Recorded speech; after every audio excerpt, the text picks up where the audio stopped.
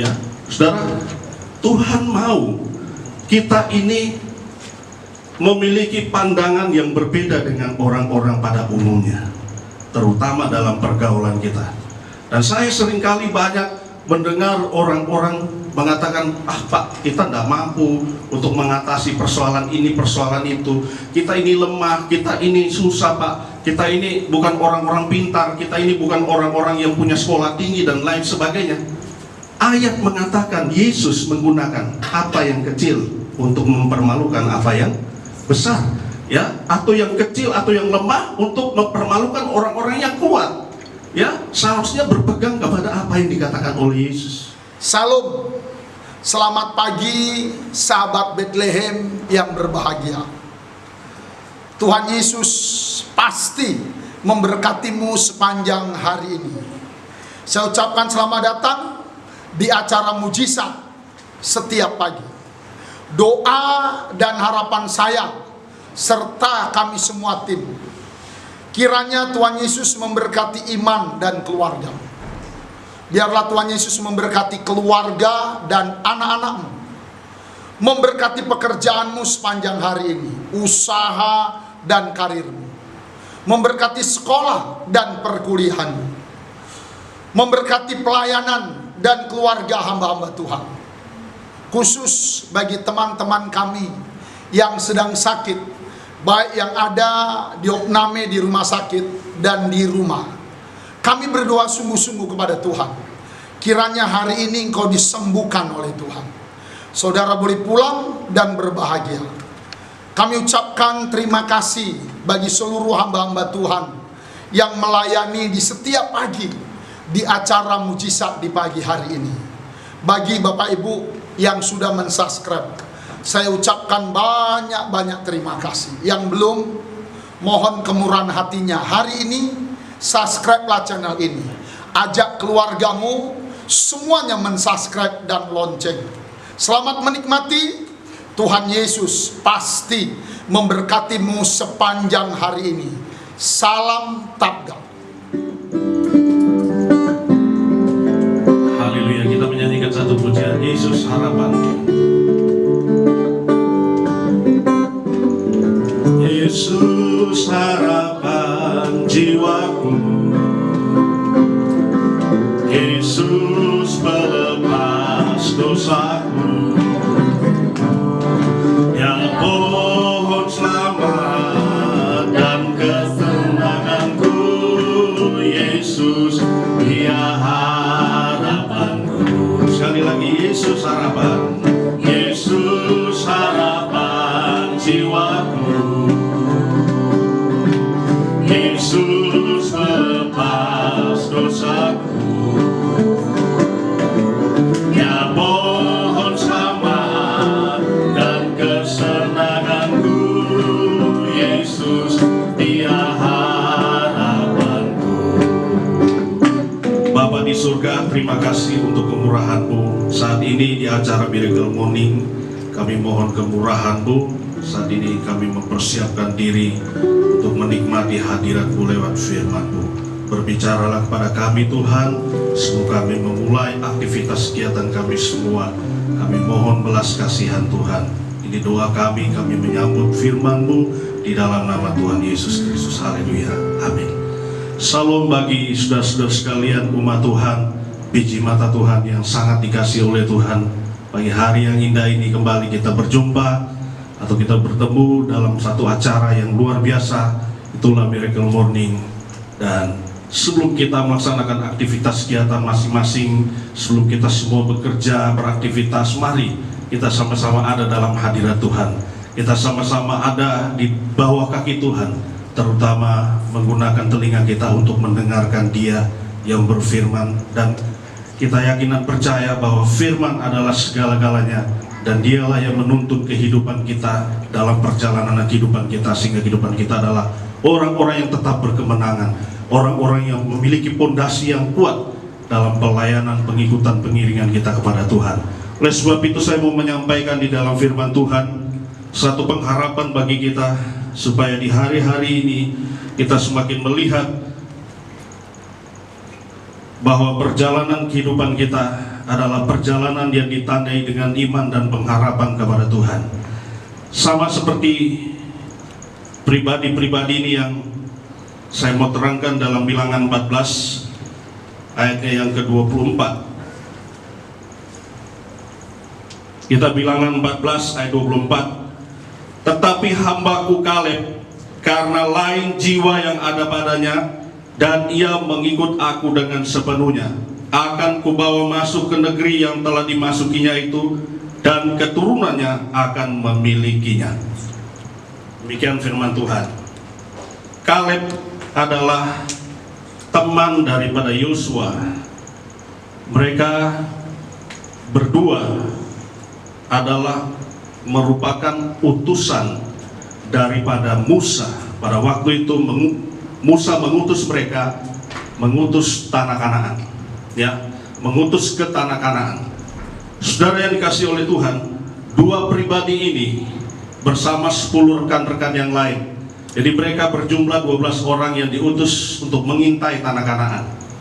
Dan masing-masing mereka datang kepada Musa dengan berbagai macam bentuk laporan. Dan kita melihat di dalam Alkitab serta kita mempelajari bagaimana di dalam kitab Bilangan pada waktu Musa mengutus 12 pengintai ini. Dan semua sesudah mengintai mereka melaporkan kepada Musa, ya, dan laporan-laporan mereka ini sangat-sangat berbeda. Dan setiap laporan yang mereka ucapkan kepada Musa itu membawa dampak, membawa pengaruh, sebab didengar oleh orang Israel, didengar oleh umat Tuhan. Itu sebabnya dua orang pengintai yang mewakili para pengintai ini dinilai oleh Tuhan. Kaleb dan Yosua memiliki jiwa yang lain. Dalam terjemahan yang lain adalah roh yang lain, ya, jiwa yang lain atau roh yang lain. Dan roh yang lain ini artinya roh yang mengikuti atau roh iman. Jadi mereka ini waktu diutus ke tanah Kanaan, mereka itu punya iman. Meskipun manusia secara lahir, ya, manusia ini melihat keberadaan tanah Kanaan, melihat potensi-potensi apa yang ada di sana, melihat tantangan, melihat hambatan, melihat tekanan dan lain sebagainya. Namun mereka punya iman yang kuat, dan roh mereka tidak gampang dipengaruhi. Secara manusia mungkin kita takut, ya, secara manusia kita getar, secara manusia kita gemetar menghadapi jumlah kekuatan daripada orang-orang tanah Kanaan. Sebab ada ayat mengatakan orang-orang yang di tanah Kanaan ini adalah para musuh yang harus ditumpas, harus dikalahkan. So, mereka harus merebut tanah-tanah yang ada di Kanaan. Nah, begitu 10 pengintai yang tergabung dengan 12 pengintai ini, ya, tergabung dengan Yosua dan Kaleb. 10 pengintai ini mereka membawa laporan, ya, kepada Musa. Mereka mengatakan, Musa, memang tanah Kanaan itu baik, tetapi kita ini seperti belalang di hadapan mereka. Kita ini tidak bisa mengalahkan mereka, Musa. Kita ini tidak ada kekuatan apa-apa kepada mereka. Saudara, dan ini berita yang sangat mempengaruhi. Berbeda dengan Yosua dan Kaleb. Mereka mengatakan tidak, bahwa Tuhan menyertai kita. Kita pasti masuk ke sana. Kita pasti bisa mengalahkan orang-orang Kanaan sana. Ya, saudara, Tuhan mau kita ini memiliki pandangan yang berbeda dengan orang-orang pada umumnya, terutama dalam pergaulan kita. Dan saya seringkali banyak mendengar orang-orang mengatakan, Pak, kita tidak mampu untuk mengatasi persoalan ini, persoalan itu. Kita ini lemah, kita ini susah, Pak. Kita ini bukan orang-orang pintar, kita ini bukan orang-orang yang punya sekolah tinggi dan lain sebagainya. Ayat mengatakan Yesus menggunakan apa yang kecil untuk mempermalukan apa yang besar, ya, atau yang kecil atau yang lemah untuk mempermalukan orang-orang yang kuat. Ya, seharusnya berpegang kepada apa yang dikatakan oleh Yesus. Nah, saya kembali lagi dalam ayat ini. Yosua ini memiliki jiwa yang lain, memiliki roh yang lain.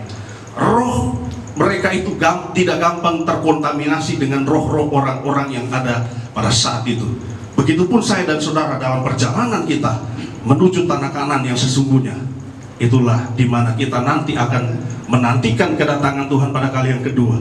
Ada banyak suara-suara sumbang, ada banyak suara-suara yang melemahkan, ada banyak suara-suara yang menjatuhkan. Kapan? Itulah pada saat mereka melihat kekurangan kita, pada saat mereka melihat kelemahan kita, pada saat mereka mengungkit kesalahan-kesalahan kita, pada saat mereka mengecap atau mencap kita atau menjustis kita sebagai orang yang tidak baik, orang yang berkelakuan sangat berdosa, orang yang berkelakuan najis, sama seperti orang-orang Farisi dalam Yohanes 8. Mereka menangkap orang berzina dan memperhadapkannya kepada Yesus dan mengatakan, Yesus, orang ini kedapatan berbuat zina. Ya, orang ini menurut hukum Taurat harus dilempar dengan batu. Saudara, inilah orang-orang yang perlu kita waspadai. Tapi apa yang dilakukan oleh Yesus? Dia katakan, siapa yang ada di sini yang tidak pernah berbuat dosa, dialah yang pertama-tama melemparkan batu. Saudara tahu, mulai dari yang kecil sampai kepada yang tua, tidak ada yang melempar batu seorang perempuan yang berzina ini. Sebenarnya kalau menurut hukum Taurat, yang tidak berdosa di situ hanya Yesus. Dan Yesus bisa saja menggunakan batu untuk melempar perempuan ini, sebab dia tidak berdosa.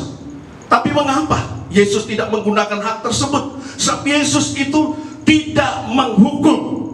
Amin. Itu sebabnya, saudaraku yang ada di luar sana, siapapun saudara berdosa, seberdosa apapun kehidupan saudara, Anda dan saya di mata Tuhan sangat mulia, sangat berharga, sangat dikasihi. Oleh sebab itu, mari kita memiliki pandangan kepada Tuhan Yesus, pandangan yang menatap kepada Dia bahwa Dia mengasihi saya, Dia mengasihi saudara.